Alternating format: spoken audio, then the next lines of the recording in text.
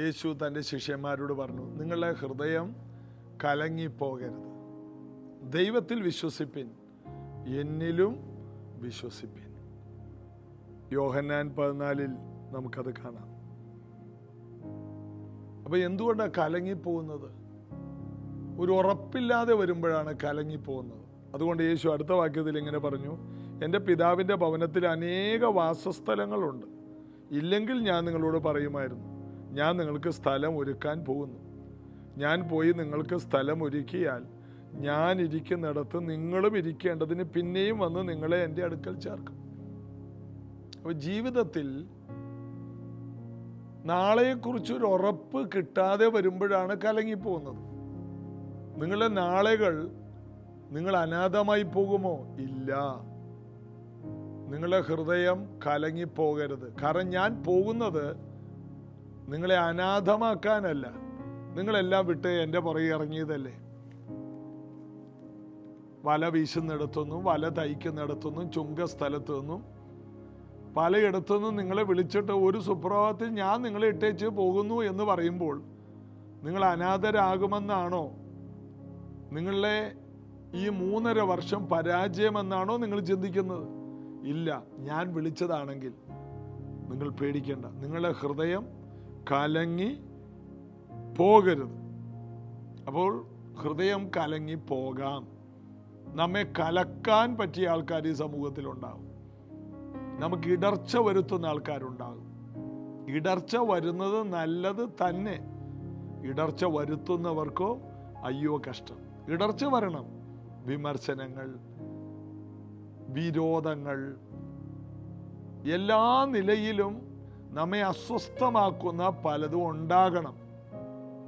എന്നാൽ കലങ്ങി പോകരുത്. ഇടർച്ച വരുന്നത് നല്ലത് തന്നെ. ജോസഫ് എന്ന പഴയ നിയമത്തിലെ യാക്കോബിൻ്റെ മകന് ഇടർച്ചകൾ വന്നതാണ് അവൻ്റെ ജീവിതം ഏറ്റവും വിജയമായത്. സഹോദരന്മാരിൽ നിന്ന് അവൻ ഇടർച്ചകൾ ഉണ്ടായി. ഇസ്രായേൽ ഏറ്റവും നല്ല രാജാവ് ദാവീദായി തീർന്നതിൻ്റെ കാരണം ശൗൽ എന്ന ആദ്യത്തെ രാജാവിൽ നിന്ന് അവന് ഒത്തിരി ഇടർച്ചകൾ ഉണ്ടായി. അവനെ കൊല്ലാൻ നടക്കുകയായിരുന്നു. വിമർശനങ്ങൾ, വിരോധമായ കാര്യങ്ങൾ, അതായത് അവനോട് കണ്ണുകടി ഉണ്ടായെന്നാണ്. മറ്റുള്ളവർക്കുണ്ടാകുന്ന അസൂയ, ഇതെല്ലാം നമുക്ക് വരുന്ന ഇടർച്ചകളാണ്. അവിടെ നമ്മുടെ ഹൃദയം കലങ്ങിപ്പോകരുത്. ധൈര്യപ്പെടണം. വിളിച്ചവൻ വിശ്വസ്തനാണ്. യേശു ശിഷ്യന്മാരോട് പറയണം, നിങ്ങൾ കലങ്ങിപ്പോകരുത്. ഇതെല്ലാം നിങ്ങൾക്കുണ്ടാകും. ഒത്തിരി പേര് നിങ്ങളെ വിമർശിക്കും, എതിർപ്പുകൾ ഉണ്ടാകും. എന്നാൽ ഞാൻ നിങ്ങൾക്ക് സ്ഥലം ഒരുക്കാൻ പോവുകയാണ്. സ്ഥലം ഒരുക്കിയിട്ട് ഞാൻ നിങ്ങളെ ചേർക്കാൻ വരും. നിങ്ങളുടെ കാര്യം ഉറപ്പാണ്. യേശു തന്ന ഈ ഉറപ്പിന്മേൽ ജീവിക്കുന്നവർ, അവർക്ക് കാറ്റടിച്ചു, പേമാരി പെയ്തു, നദികൾ പൊങ്ങി, എന്നാൽ പാറമേൽ അടിസ്ഥാനമിട്ട് വീട് പണിത മനുഷ്യന്റെ വീടിന്മേൽ ഇത് അടിച്ചിട്ടും അത് വീണില്ല. മണലിന്മേൽ പണിതവന്റെ വീട് തൊട്ടപ്പുറത്തുണ്ടായി, അത് ഒലിച്ചുപോയി. യേശു ക്രിസ്തു എന്ന നമ്മുടെ പ്രിയപ്പെട്ട കർത്താവിൻ്റെ വാക്കുകളുടെ ഉറപ്പിന്മേൽ ജീവിക്കുന്ന ഒരു വ്യക്തിയെ മറിച്ചു കളയാൻ പറ്റിയ തിരമാലകളില്ല, തീജ്വാലകളില്ല, എതിർപ്പുകളില്ല. എല്ലാറ്റിനെയും നമ്മൾ അതിജീവിക്കും. നമ്മെ തോൽപ്പിക്കാൻ ആർക്കും കഴിയില്ല. അതിനാണ് ജീസസ് എവരിഡേ എന്ന ഈ പ്രാർത്ഥന ഓരോ ദിവസവും നിങ്ങളെ ബലപ്പെടുത്തി ഉറപ്പിച്ചു നിർത്തുന്നതാണ്. നിങ്ങൾ തോറ്റുപോകില്ല, നിങ്ങൾ ജയാളികളാകും. നമ്മെ ജയാളിയാക്കുന്ന യേശുവിനെ നമുക്ക് ഒരുമിച്ച് പാടി ആരാധിക്കാം. ജീവൻ തന്നോനെ ഭൂവിലാരിലും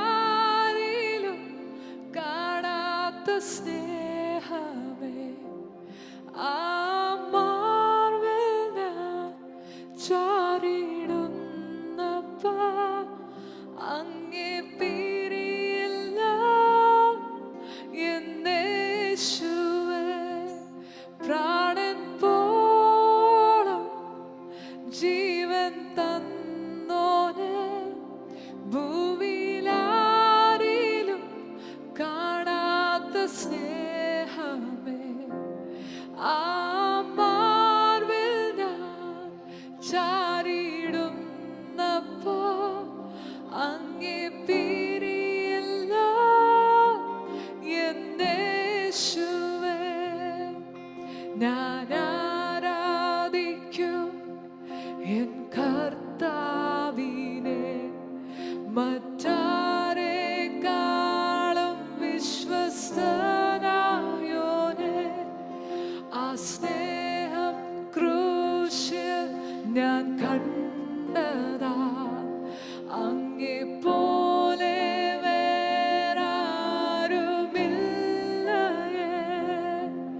ഞാൻ ആരാധിക്കും എൻ കർത്താവിനെ, മറ്റാരെക്കാളും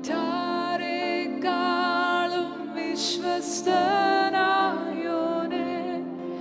ആ സ്നേഹം ക്രൂശിൽ ഞാൻ കണ്ടതാ, അങ്ങേ പോലെ വേറാരുമില്ലയേ. പ്രാണൻ പോളം ജീവൻ തന്നോനെ, ഭൂവിലാരിലും കാണാത്ത സ്നേഹമേ. ആ മാർവിൽ ഞാൻ ചാരിടുന്നപ്പോൾ അങ്ങേ പിരിയില്ല എന്റെ യേശുവേ. പ്രാണൻ പോളം ജീവൻ തന്നോനെ, ഭൂവിലാരിലും കാണാത്ത സ്നേഹമേ. ആ മാർവിൽ ഞാൻ ചാരിടുന്നപ്പോൾ അങ്ങേ പിരിയില്ല എന്റെ യേശുവേ. കഴിവല്ല നിൻ കൃപ മാത്രമേ, ഈ പേരും ഉയർച്ചയും നിന്ദാനമേ. എന്നെ നിർത്തിയ നിൻ കരുണയെ, കൃപമേൽ കൃപയാൽ എന്നെ നിറയ്ക്കണേ. കഴിവല്ല നിൻ കൃപ മാത്രമേ, ഈ പേരും ഉയർച്ചയും നിന്ദാനമേ. എന്നെ നിർത്തിയ നിൻ കരുണയെ, കൃപമേൽ കൃപയാൽ എന്നെ നിറയ്ക്കണേ. പ്രാണൻ പോളം ജീവൻ തന്നോനെ, ഭൂവിലാരിലും കാണാത്ത സ്നേഹമേ. ആ മാർവിൽ ഞാൻ ചാരിടുന്നപ്പോൾ അങ്ങേ പിരിയില്ല എന്റെ യേശുവേ. പ്രാണൻ പോളം ജീവൻ തന്നോനെ, ഭൂവിലാരിലും കാണാത്ത സ്നേഹമേ. ആ മാർവിൽ ഞാൻ ചാരിടുന്നപ്പോൾ അങ്ങേ പിരിയില്ല എന്റെ യേശുവേ. പ്രാണൻ പോളം ജീവൻ തന്നോനെ, ഭൂവിലാരിലും കാണാത്ത സ്നേഹമേ. ആ മാർവിൽ ഞാൻ ചാരിടുന്നപ്പോൾ അങ്ങേ പിരിയില്ല എന്റെ യേശുവേ. കഴിഞ്ഞ ദിവസം നമ്മൾ നഥനയേലിന്റെ ചരിത്രം ഇങ്ങനെ ചിന്തിച്ചു വരികയാണ്. ഇതാ സാക്ഷാൽ ഇസ്രായേല്യൻ, ഇവനിൽ കപടമില്ല. യേശുവിൻ്റെ അടുക്കലേക്ക് നഥനയേൽ വന്ന ചരിത്രമാണ് യോഹന്നാന്റെ സുവിശേഷം 1:45 മുതൽ വായിക്കുമ്പോൾ കാണുന്നത്. നഥനയേലിനോട് കർത്താവ് പറഞ്ഞു, ഇതാ സാക്ഷാൽ ഇസ്രായേല്യൻ. അതായത് യേശു ഇസ്രായേൽ ജനത്തിൽ കാണാൻ കൊതിച്ചത് ഇതാണ്, കപടമില്ലാത്ത മനുഷ്യർ. സങ്കീർത്തനത്തിൽ ഇങ്ങനെ പറയുന്നുണ്ട്, ഞാൻ വക്രനോട് വക്രനാണ്, നിർമ്മലനോട് ഞാൻ നിർമ്മലനാണ്.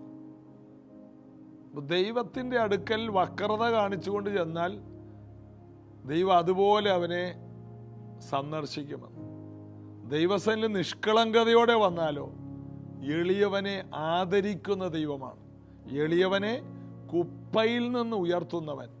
സമ്പന്നരെയോ വെറുതെ അയച്ചു കളയുന്ന ദൈവം. നമ്മുടെ ജീവിതത്തിൽ ദൈവത്തിൻ്റെ സന്നിധിയിൽ വന്നിട്ട് വന്നതുപോലെ തിരിച്ചു പോകുന്നുണ്ടെങ്കിൽ എന്തോ ഒരു സമ്പന്നനാണെന്നുള്ള രീതിയിൽ ആരാധിക്കാതെ, ദൈവത്തെ ഒന്ന് തുള്ളിച്ചാടി സ്തുതിക്കാതെ, ഞാൻ എന്തോ ആണെന്നുള്ള ചിന്തയിൽ നിന്നാൽ നമ്മൾ വന്നതുപോലെ പോകുമെന്ന് ഒരാത്മീക അനുഭവം ഉണ്ടാകത്തില്ല. വന്ന ആ മീറ്റിങ്ങിൽ പങ്കെടുത്ത് ഒരു കൂട്ടായ്മയിൽ വന്നാൽ ഒരാത്മീക അനുഭവം ഇല്ലാതെ അതേപോലെ തിരിച്ചു പോകും. എന്നാൽ ചിലർ വന്ന് ദൈവസന്നിധിയിൽ വീണ് കിടന്ന് മാറത്തടിച്ച് കുറവുകളെ ഏറ്റുപറഞ്ഞ് ദൈവസന്നിധിയിൽ കരഞ്ഞ് ദൈവസന്നിധിയിൽ പാടി ദാവീദിനെ പോലെ സ്തുതിക്കുന്ന ചിലർ ശ്രദ്ധിച്ചിട്ടുണ്ടോ? അവർ നിറഞ്ഞവരായിട്ട് പോവുകയാണ്. ദൈവസന്നിധിയിൽ വന്നിട്ട് നിങ്ങൾ ശൂന്യമായി പോകരുത്. നദനയിൽ വന്നപ്പോൾ തന്നെ പറയാണ്, ഇത് സാക്ഷാൽ ഇസ്രായേലിൽ, ഇവനിൽ കപടമില്ല, ശിശുതുല്യമായൊരു ഹൃദയം. യേശു പഠിപ്പിച്ചു, നിങ്ങൾ തിരിഞ്ഞ് ശിശുക്കളെ പോലെ ആയാലേ ദൈവരാജ്യത്തിലെ ബെനിഫിറ്റ് നിങ്ങൾക്കുള്ളൂ. അല്ലെങ്കിൽ വന്നിട്ട് വെറുതെ പോകാന്നേ ഉള്ളൂ. യേശുവിൻ്റെ കൂടെ എത്രയോ പേര് തിക്കി തിരക്കിപ്പോയി. ആ ബർത്തിമായിയോട് ചോദിച്ചു, ബർത്തിമായി ആ തിക്കി തിരക്കുന്നവരോട് ചോദിച്ചു, ഇത് ആരാ പോകുന്നത്? കാരണം ഇവന് കണ്ണ് കണ്ടുകൂടാ. വഴിയരികെ ഒരുത്തൻ ഇരുന്നുകൊണ്ട് ഇരന്നിരുന്നു, രണ്ടും ഒന്ന് തന്നെ. അവനങ്ങനെ ഇരിക്കുമ്പോൾ അവൻ ചോദിച്ചു, ഇതാരാ? അപ്പോൾ അവർ പറഞ്ഞെന്താണെന്നറിയാമോ? നസറേനായ യേശു പോകുന്നു. ഇവൻ വിളിച്ചത് എന്താണെന്ന് അറിയാമോ? ദാവീദ് പുത്ര. കാരണം അവന് കണ്ണ് കണ്ടുകൂടലെങ്കിലും ആത്മക്കണ്ണ് തുറന്നവനാണ്. ഈ കൂടെ പോകുന്നവരോ, ഇവർക്ക് കണ്ണ് കാണാമെങ്കിലും ആത്മക്കണ്ണ് അടഞ്ഞവരാണ്. ആത്മക്കണ്ണ് അടഞ്ഞവർ യേശുവിൻ്റെ കൂടെ പോകുന്നു. ആത്മക്കണ്ണ് തുറന്നവൻ വഴിയറമ്പത്തിരുന്ന് വിളിച്ചു, ദാവീദ് പുത്ര. നദനേൽ വിളിച്ച ആ സംഭവം തന്നെയാണ്. എന്താണ്? ദൈവപുത്ര, രാജാവേ. നീ ദൈവപുത്രൻ, ഇസ്രായേലിന്റെ രാജാവ് തന്നെ. ഇത് തന്നെ ഇവർ കാത്തിരുന്നു. ഈ ഭിക്ഷക്കാരൻ പോലും കാത്തിരുന്നത്. എല്ലാവരും അവനോട് മിണ്ടാതിരിക്കാൻ പറഞ്ഞു. എന്താണ് അതിൻ്റെ അർത്ഥം? ഞങ്ങൾ പറഞ്ഞ നസറേനായ യേശു എന്നല്ല, അങ്ങനെ വിളി. നീ എന്തിനാണ് രാജാവെന്ന് വിളിക്കുന്നേ? യേശുവിനെ എന്തിനാണ് ദാവീദ് പുത്ര എന്ന് വിളിക്കുന്നേ? അതിൻ്റെ അർത്ഥം ദാവീദിന്റെ സിംഹാസനത്തെ ദൈവം ഒരുവന് കൊടുക്കുമെന്ന് പറഞ്ഞു. അപ്പൊ ബൈബിളിൽ പറയുന്ന വരുവാൻ പോകുന്ന രാജാവായിട്ടല്ല ഇവൻ വിളിക്കുന്നത്. അത് അവർക്ക് ഇഷ്ടപ്പെട്ടില്ല. ഇഷ്ടപ്പെടാത്തവരാരുടെ കൂടെയാണ്? യേശുവിൻ്റെ റൈറ്റ് ഹാൻഡായിട്ട് പോവുകയാണ്. ഒരു ഗുണമില്ല, വെറും കൈയോടെ പോകും ഇങ്ങനെയുള്ളവർ. എന്നാൽ ദൂരെ നിന്ന് അവൻ വീണ്ടും ഒരു വിളി വിളിച്ചു, കർത്താവേ, ദാവീദ് പുത്ര. കർത്താവ് അവിടെ ബ്രേക്ക് ഇട്ടതുപോലെ നിന്നു. ബാക്കിയുള്ളവന്മാർ വന്ന് യേശുവിൻ്റെ മുതുകത്ത് ഇടിച്ചു കാണും. അവരും ബ്രേക്ക് ഇട്ട് നിന്നു. അവനെ വിളിക്കാൻ പറഞ്ഞു. അപ്പൊ ഇവര് വന്നിട്ട് ധൈര്യമായിട്ടിരിക്കെ, കർത്താവ് വിളിക്കുന്നുണ്ട്. പിന്നെ അവരവിടുത്തെ ലീഡേഴ്സായി മാറി. ഒരു ഗുണമില്ല, വെറുതെ ഇങ്ങനെ അടക്കുക. ഇവൻ യേശുവിൻ്റെ അടുത്ത് വന്നു. യേശു ചോദിച്ചു, ഞാൻ നിനക്ക് എന്ത് ചെയ്തു തരണം? അവൻ പറയുകയാണെന്നിരിക്കട്ടെ, കർത്താവേ, ഞാൻ ഈ യെരിഹോ തെരുവിലിരിക്കുകയാണ്, വഴിയറമ്പത്ത്. എനിക്ക് ഒരു നല്ല കിടക്കയില്ല, ഇവിടെ ഒന്ന് ഇരിക്കാനും കിടക്കാനും. എനിക്ക് നല്ലൊരു പുതപ്പില്ല, എനിക്ക് കുത്തി നടക്കാൻ ഒരു വടിയില്ല. ഇത് ചോദിച്ചിരുന്നെങ്കിൽ കർത്താവ് അത് അപ്പോൾ തന്നെ കൊടുക്കുമായിരുന്നു. എന്നാൽ ഇവൻ ചോദിച്ചത് കടുകട്ടി സാധനമാണ്. ഈ ഭൂമിയിൽ ജനിച്ചവരിൽ ആരും ചോദിക്കാത്ത ഒന്ന് അവൻ ചോദിച്ചു. കർത്താവിനെ അറിഞ്ഞാൽ മാത്രമേ അസാധ്യമായ കാര്യങ്ങൾ ചോദിക്കാൻ കഴിയൂ. അവനൊരു ചോദ്യം ചോദിച്ചു, കർത്താവേ, എനിക്ക് കാഴ്ച വേണം. ഉറപ്പാണ് അവന്. എന്താണ് ഇത്? ദാവീദ് പുത്രനായ ക്രിസ്തുവാണെങ്കിൽ എൻ്റെ കാര്യം രക്ഷപ്പെട്ടു. എൻ്റെ അസാധ്യതകൾ മുഴുവനും മാറും. എൻ്റെ ജീവിതം ഇന്ന് മാറും. ഈ ഒരു ഉറപ്പ് ഈ ബർത്തിമായിക്കുണ്ടായി. കർത്താവ് പറഞ്ഞു, നിന്റെ വിശ്വാസം പോലെ നിനക്ക് ഭവിക്കട്ടെ. അവൻ സൗഖ്യമായി.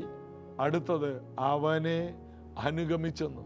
അതിൻ്റെ അർത്ഥം പിന്നെ ആ യെരിഹോ പട്ടണത്തിലെ തെരുവിൽ ബർത്തിമായി എന്ന ഭിക്ഷക്കാരനെ ആരും കണ്ടില്ല. പിന്നെ എല്ലാവരും കാണുന്നത് ബർത്തിമായി എന്ന കർത്താവിൻ്റെ വിലപ്പെട്ട ദാസൻ, അഭിഷിക്തൻ. എനിക്ക് തോന്നുന്നു മർക്കോസിന്റെ മാളിക മുറിയിൽ ബർത്തിമായിയും കാണുന്നു. 7 ഭൂതം വിട്ടുപോയ മഗ്ദലക്കാരി സ്ത്രീയില്ലേ, 2 കണ്ണും പുതുതാക്കപ്പെട്ട ബർത്തിമായി കൂടെയുണ്ട്. അഗ്നി പോലെ പരിശുദ്ധാത്മാവ് വന്നപ്പോൾ അത് പ്രാപിക്കാൻ ബർത്തിമായി അതിനകത്തുണ്ട്. ഭൂമിയുടെ അറ്റത്തോളം സാക്ഷിയാകാൻ പറഞ്ഞപ്പോൾ പല രാജ്യങ്ങളിലേക്ക് പോയവരുടെ കൂട്ടത്തിൽ ബർത്തിമായി ഉണ്ട്, മഗ്ദലക്കാരി മറിയുണ്ട്. യേശു ആരെന്ന് അറിഞ്ഞാൽ പ്രാർത്ഥനാ ജീവിതം തന്നെ മാറും. കർത്താവേ, എത്ര നാളായി പ്രാർത്ഥിക്കുന്ന ഒരു പുതപ്പ് തരണേ. കർത്താവേ, ഒരു വടിയുണ്ടെങ്കിൽ എനിക്ക് കുത്തി നടക്കാം. കർത്താവേ, വല്ലത് തരണേ. രാജാവാണെന്ന് മനസ്സിലായപ്പോൾ ചോദിക്കുന്ന രീതി, അണ്ടർസ്റ്റാൻഡിങ്ങിൽ വ്യത്യാസം വന്നു. യേശു ആരാണെന്ന് മനസ്സിലാക്കുന്നതിലാണ് കാര്യം. 40 ദിവസം ഉപവസിക്കുന്നതിലല്ല കാര്യം, 21 ഇരിക്കുന്നതിലല്ല. യേശു ആരെന്ന് വ്യക്തമായിട്ട് അറിയുക. നീ എത്ര അധപ്പതിച്ച വ്യക്തിയാണെങ്കിലും ഒരു ദിവസം കൊണ്ട് നിന്റെ വീടിൻ്റെ മുഴുവൻ അവസ്ഥയെ മാറ്റാൻ കഴിയുന്ന ദൈവം. എനിക്കിത് എപ്പോഴും പ്രസംഗിക്കുന്നതിൽ അഭിമാനമാണ്. കാരണം ഇതാരും ഏറ്റെടുത്തില്ലെങ്കിലും ഇതെനിക്ക് സംഭവിക്കുമെന്ന് ഞാൻ അങ്ങോട്ട് വിശ്വസിക്കുക. നിങ്ങൾക്കിത് വേണ്ടെങ്കിൽ ഞാനിത് പിടിക്കുകയാണ്. കാരണം എനിക്ക് കുറെ ആവശ്യങ്ങളുണ്ട്. ഒരിക്കലും നടക്കാത്ത കാര്യങ്ങൾ എൻ്റെ ജീവിതത്തിൽ നടക്കണം. ഞാനതിനെ മുറുകെ പിടിക്കുകയാണ്. യേശു ആരാണെന്ന് അറിഞ്ഞ് ചോദിക്കണം. അറിഞ്ഞു കഴിയുമ്പോൾ നമ്മുടെ ചോദ്യങ്ങൾ, പ്രാർത്ഥനയുടെ നിലവാരം മാറും. ആഫ്രിക്കയിലെ പാസ്റ്റർമാര് യേശുവിനോട് ചോദിക്കുന്ന വിമാനമാണ്. 10,000 ഏക്കർ സ്ഥലമാണ്. കേരളത്തിലുള്ളവർ ചോദിക്കുന്നത് ഒരു 5 സെന്റിൽ ഒരു ചർച്ച് പണിയുന്ന കാര്യവും ഒരു ശവക്കോട്ടയുമാണ്. ഒരു സെക്കൻഡ് ഹാൻഡ് സ്കൂട്ടർ തരണേന്നാണ് കേരളത്തിലെ പ്രാർത്ഥന. ആഫ്രിക്കയിലെ ഒരു ഗതിയും പരഗതിയും ഇല്ലാതെ ജീവിക്കുന്നവരുടെ ചോദ്യങ്ങൾ മാറി. കാരണം യേശുവിനെ അവർ മനസ്സിലാക്കിയത് വേറെ രീതിയിലാണ്. യേശുവിൻ്റെ കൂടെ നടക്കുന്നതിലല്ല കാര്യം, യേശുവിനെ മനസ്സിലാക്കുന്നതിലാണ്.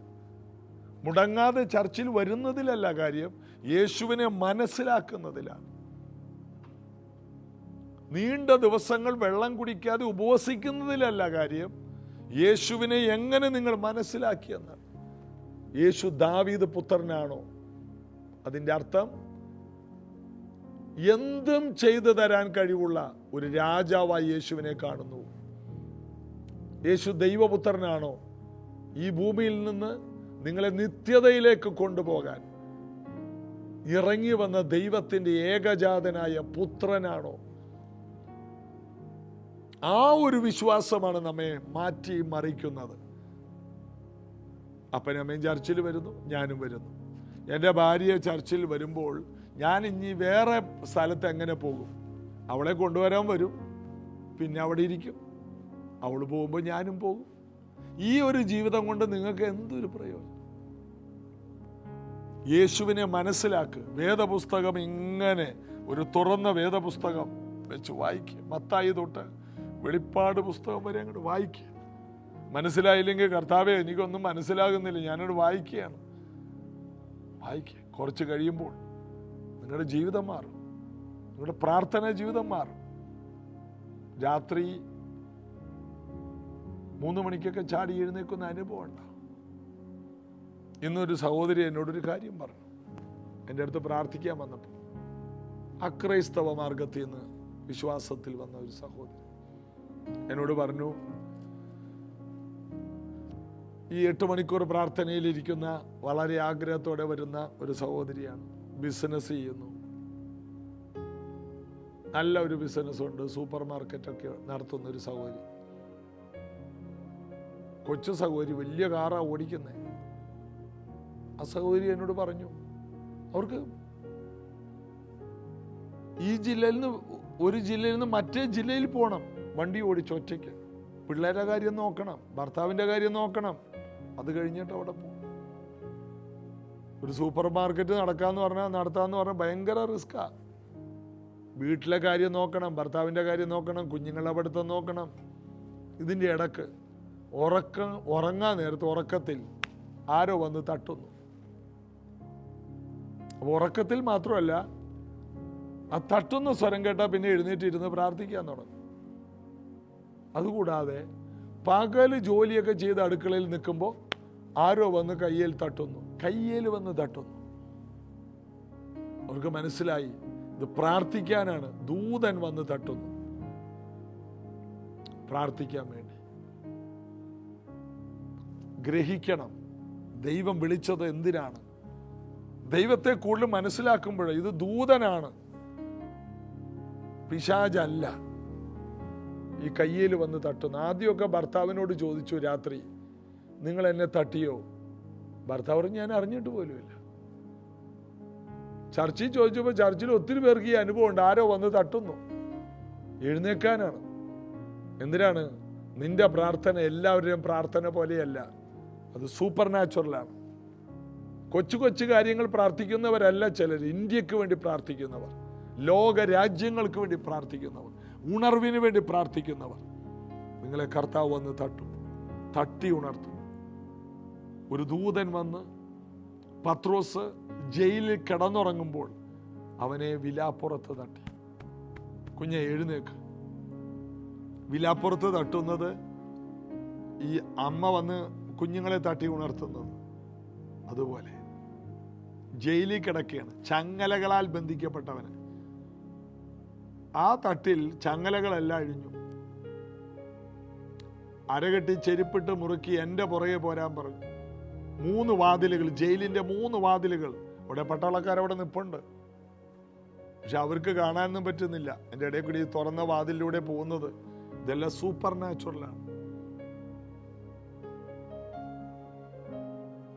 വെളി കൊണ്ടുപോയിട്ട് ഈ ദൂതൻ പോയി പ്രാർത്ഥിക്കുന്ന സ്ഥലത്ത് എത്തിച്ചു. പ്രാർത്ഥിക്കുന്നവർക്ക് പോലും വിശ്വസിക്കാൻ കഴിയുന്നില്ല. അവര് പറയാണ് അത് പത്രോസിന്റെ ദൂതനാണ്. പത്രോസ് അല്ല, പത്രോസിന്റെ ദൂതനാണ്. വെളിയിൽ വന്ന ആരോ കതന് തട്ടുന്നു. ഒരു പെൺകുട്ടി രോധ, അവൾ കതക് തുറന്നില്ല. അവരോട് പോയി പറഞ്ഞു, ദേ പത്രോസ് നിൽക്കുന്നു. പത്രോസിന്റെ ദൂതനാണ്, തട്ടുന്നത് ദൂതനാണ്. 1-ാം നൂറ്റാണ്ടിലെ അനുഭവം ഇന്ന് ആവർത്തിക്കപ്പെടുമ്പോൾ ഇത് കേൾക്കുന്ന പലർക്കും ഈ അനുഭവം ഉണ്ടാകട്ടെ. യേശുവിനെ ശരിക്കറിയുക. അവൻ രാജാവാണ്, അവൻ ദൈവപുത്രനാണ്. യേശുവിനെ കർത്താവും രക്ഷകനുമായി സ്വീകരിച്ചവർ മനസ്സിലാക്കുക, ഇത് സ്വർഗത്തിൽ പോകാൻ മാത്രമുള്ള ഒരു പരിപാടിയല്ല. ജീവിതത്തിൽ വരുന്ന സകല ശൂന്യതകളെ മാറ്റി സകലത്തിലും മാനിക്കുന്ന ഒരു മാന്യതയുടെ ജീവിതമാണ് യേശുവിനെ മനസ്സിലാക്കുമ്പോൾ നമുക്കുണ്ടാകുന്നത്. ഈ പ്രാർത്ഥനയിൽ പങ്കെടുക്കുന്ന നിങ്ങൾക്ക് ഈ വിലപ്പെട്ട അനുഭവം ഉണ്ടാകും. നിങ്ങളുടെ ജീവിതത്തെ മാറ്റുന്ന ചില പ്രാർത്ഥനകൾ നിങ്ങൾ ഇന്നു മുതൽ പ്രാർത്ഥിക്കണം. ചെറിയ പ്രാർത്ഥന കൊണ്ട് ഒതുങ്ങല്ലേ, വലിയ കാര്യങ്ങൾ പ്രാർത്ഥിക്കുക. അതുപോലെ സംഭവിക്കും. കൊർന്നേലിയോസിന്റെ വീട്ടിൽ ദൂതനെ ഇറക്കിയ കർത്താവിനെ, രക്ഷിക്കപ്പെട്ട നിന്റെ വീട്ടിൽ, എൻ്റെ വീട്ടിൽ ഈ ദൂതനെ കൊണ്ടുവന്നുകൂടെ? ചില അനുഭവങ്ങൾ ഈ ദിവസങ്ങൾ ഉണ്ടാകുമെന്ന് പരിശുദ്ധാത്മാവ് നിങ്ങളോട് പറയുന്നു. പ്രാർത്ഥിക്കുക യേശുവിൻ്റെ നാമത്തിൽ. ഇത് കേട്ട എല്ലാവർക്കും ഇവരുടെ ഉറക്കത്തിലും ഇവരുടെ ജീവിതത്തിലും പ്രത്യേക എൻകൗണ്ടറുകൾ ഉണ്ടാകട്ടെ.